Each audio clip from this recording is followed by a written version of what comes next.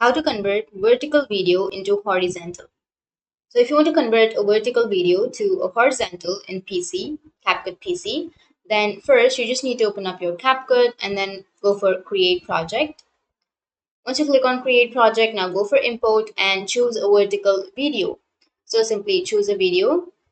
So for example, I have this vertical video, right? So simply drag that to the bottom.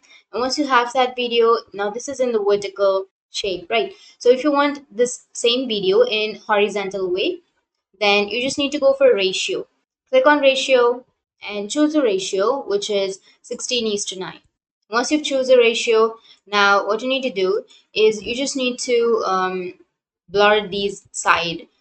You have these blank sides, right? So you just need to blur. So to make that blur, what you can do is select the video, and once you've selected the video, scroll down, and here you will have canvas. Go for canvas. Under canvas you need to select blur and choose the type of blur. So I'll be choosing the third one or second one. Once you've choose the blur, now if you play the video, then you will have the video in the horizontal way.